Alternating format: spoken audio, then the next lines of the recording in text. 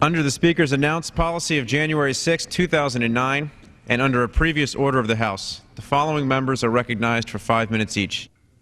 Mr. Poe, Texas. First, does the gentleman rise? I unanimous consent to take my 5 minutes at this time. Without objection. The gentleman is recognized for 5 minutes. Thank you, Mr. Speaker.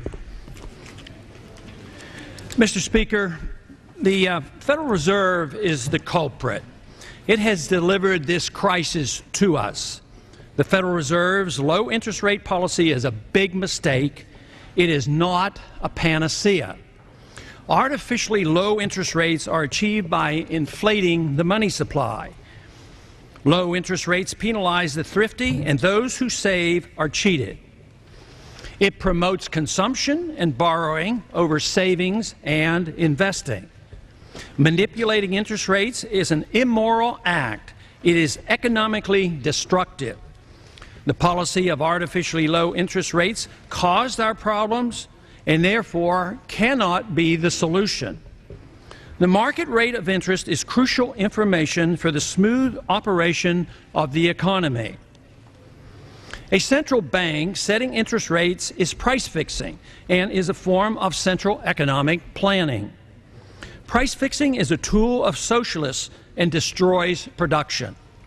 Central bankers, politicians, and bureaucrats can't know what the proper rate should be. They lack the knowledge and are deceived by their own aggrandizement. Manipulating the money supply and interest rates rejects all the principles of the free market.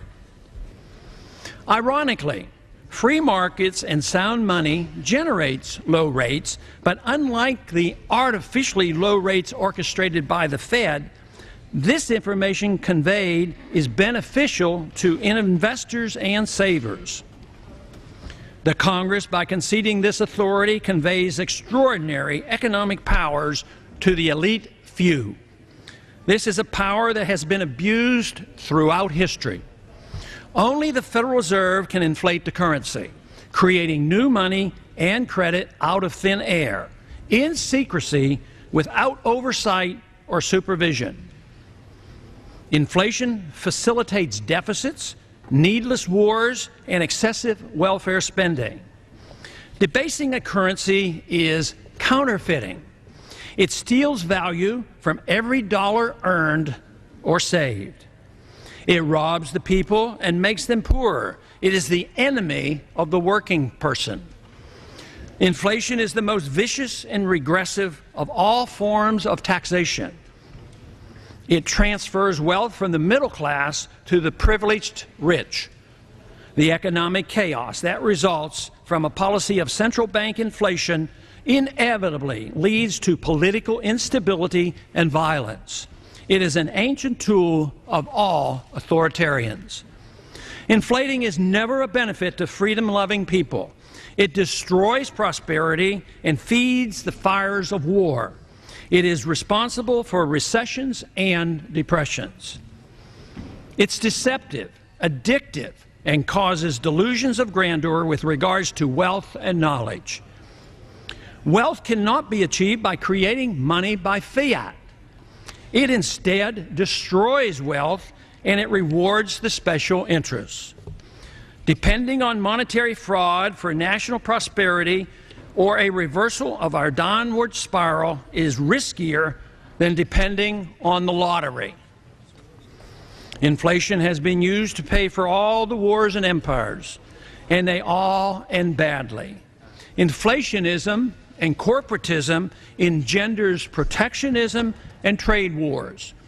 It prompts scapegoating, blaming foreigners, illegal immigrants, ethnic minorities, and too often freedom itself for the predictable events and suffering that results.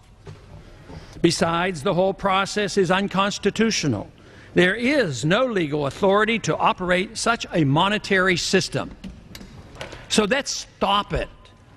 Let us restore a policy of prosperity, peace, and liberty. The time has come. Let's end the Fed. And I yield back the balance of my time. Gentleman yields back. Mr. Hare, Illinois.